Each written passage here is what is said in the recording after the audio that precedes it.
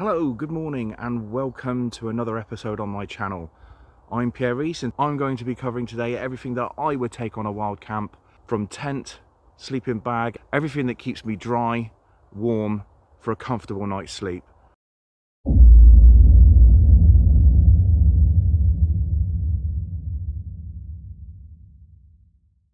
The first thing I would be taking or thinking about is my rucksack. So today I have with me my Osprey Aether 70. Now this is a previous model, but I will include a link in the description below for the current one. This is not the anti-gravity system, however it is still a very comfortable pack. So this in front of you now is everything that I would personally take on a wild camp with me. We'll start with the sleeping system first. So I have with me here my Snugpak Expansion 4.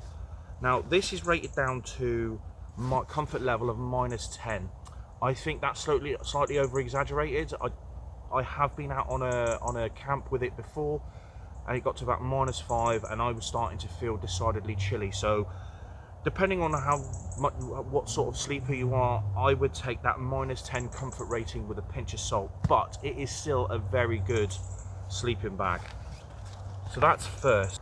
So next is the Climate Static V-Lux. So I've got this coming up in a video soon. Very good sleeping mat. It's, as you can see, it packs down quite small. It is a very good mat. All the kit that I've got in front of me, I will drop links in the description below. Very, very good sleeping mat. However, this is not the insulated one. There is an insulated one that you can get. Next I have a Trekology Aloft Pillow 2.0. Again, very, very good pillow. I wasn't sold on pillows when I first started wild camping. I'll just use my rucksack, that's all I need. I don't need to put my head on a pillow. Highly recommend it. Does make a difference for a good night's sleep. So that's the sleeping system, as it were. What I would also use potentially on a wild camp itself is a set of thermals and a clean, dry pair of socks, preferably thicker than what you would normally wear if you were walking. Very, very good pair. These are a Bridgedale pair of socks and these thermals are from Trekmates, I believe. So yes, I would use that as part of the layering system if things started to get chilly at night. Not too much to worry about when you're in the winter, in the summer, but in the winter definitely I would consider wearing this as well. So moving on to the tent itself, I haven't actually got it out of the bag because it is a bit of a pain, can be a bit of a pain to get in. I'm using a separate stuff sack from Osprey, a dry bag, because I wasn't sure if the stuff sack that came with the tent was actually waterproof. The tent in here, I will put a link in the description below for a review that I did on this not too long ago. This is the 3FUL Lanshan 2, which also brings me on to the fact as to why I have the trekking poles there and there. The trekking poles are used to actually put the tent up, which makes the whole tent system lighter, because if you're walking with tent poles anyway, I would not include that in the weight of the tent itself. So this is a very, very good tent. Can stand up to quite a bit of wind and rain that's thrown at it, especially rain, but wind is very good as well. With that, obviously, I have the tent pegs. So I upgraded the tent pegs from the tent pegs that actually came with the Lanshan 2 because I didn't think they were up to the job. I got these separate from Amazon. Very, very light, very, very good. Also with the Lanshan 2, I got a footprint. Now, I did do a wild camp with this before, and I'll be honest, I wasn't too impressed with it because what tended to happen was the ground sheet from the fly kept slipping on the footprint. So I'm not overly convinced about this. However, I am going to give it another go, which is why I've included it in this video. And what it basically does, it just offers protection, a little bit more protection for the ground sheet of the fly, of the inner of the tent. So next thing I have is my high gear down jacket. Not expensive, got it from Go Outdoors on offer. Keeps me warm, is very, very light and packs down very, very small. Down jackets I highly recommend. There are obviously different grades and different thicknesses and different performances. this one does me. So moving on, I have a hat with some gloves inside. Very, very warm. Again, you can use it when you get to camp. Keeps you very warm. Not much else to say about a hat and gloves. Here I have my waterproof trousers. I tend not to wear these too often unless it absolutely hammers it down, because basically I just get wet on the inside from sweat, because these do make you sweat. So unless it's absolutely hammering it down, or I'm already at camp and I'm not really doing much around, just mincing around, yes, I will wear these, but normally they just stay in the bottom of the bag. So moving on. Next thing I would be taking with me is some sort of cook system or some way of heating up water. In this case, I'm sure many of you have seen it before, is a Jetboil Zip. I got it on offer. Again, most of the things I get on offer, got it from Millet on a price match. Boils water quickly. Very good. What more can I say? But obviously the reason why I need to boil water is for the dehydrated meals. Now I have Summit to Eat and Adventure Foods, very good meals. They are light, so it keeps the weight of your pack down. All you need to do is carry the water and then boil it when you get to where you're going with the Jetboil. Very tasty. Can be a bit on the expensive side, but definitely well worth it. Next thing I have is a hydration system or a hydration bladder. Just basically means that I don't have to take my rucksack off to drink any water. This one's a Camelback. It's a 2 litre Camelback. Crux, I think it's called. Yeah, holds water, doesn't leak. Very, very good bit of kit.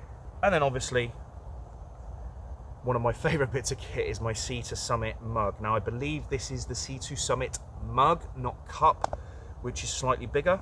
And it basically collapses down, opens up. It's very, very light. Takes up hardly any room in your rucksack. Brilliant. Again, brilliant bit of kit. Coupled with that, coffee, a little pot of coffee, and some sachets of UHT milk. I'm not a great fan of personally, I'm not a great fan of UHT milk, but when it's in a cup of coffee, it's not too bad, but I definitely wouldn't have it on cereal or something like that. I got these from when I was, when I've been working away from home in a hotel. Just acquire these, go down to reception, ask for some more, whatever. So yes, again, takes up very little room in the rucksack. I also have with me a latte spoon. Nothing fancy. And all I've done is I've just bent it slightly to get into the bottom of these. It has a very long handle, so none of this titanium nonsense. This wasn't probably even £1. It came with some latte glasses, so job's a good one. Also, I have a head torch for when it gets dark at night, obviously, and I also do bring some spare batteries with me just in case the batteries that are in here run out. Most importantly, I know a lot of people rely on phones and sat-navs today of modern technology, but if the weather is cold, phone batteries do tend to die rather quickly. So as a backup, I carry a map and a compass. The map here is obviously relevant to my location here at Cannock Chase, and this one is actually a laminated copy, so I don't have to use a separate waterproof map case, and a compass as well. I also sometimes do bring a spare compass just in case. Always be prepared. One of the final things, again, about being prepared, hopefully you never have to use it, is a survival bag, just in case you get into trouble or you have an injury up on the hills. You have something that will keep you warm. Coupled with everything else that I've shown here already, you will be able to use this, and with the color of it as well, you will be very, very visible to any sort of mountain rescue that may be called out to help you.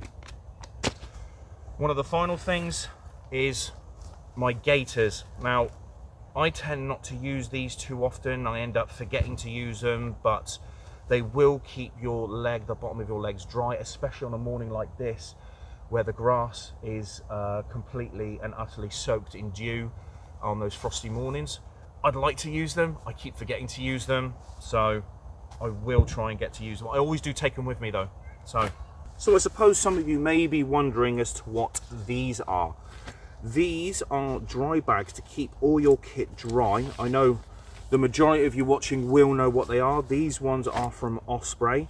So I have 6 litre ones and two 12-litre ones, one for the Lanshan over there and one for my waterproof. Everything else can fit into here. So the idea behind it is that everything will keep dry in your rucksack. Even if it absolutely chucks it down with rain, at least you can be safe in the knowledge that your kit will be dry.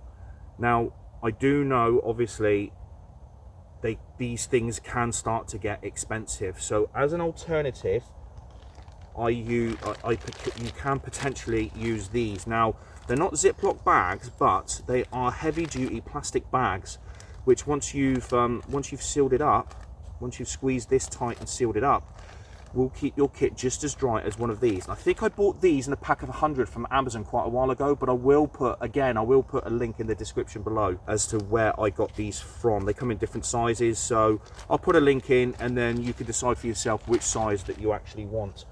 So as an alternative to separate waterproof bags, you can also have one large waterproof bag or a combination of the two for extra waterproofness.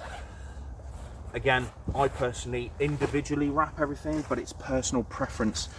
And as a final bit that I use is a rain cover for the actual bag itself. Now, this will keep the outside dry, but what will tend to happen is if it is really chucking it down, is the rain that will get in between your back and the bag. So the bag from the bit that actually makes contact with your back will still get wet and slowly soak through.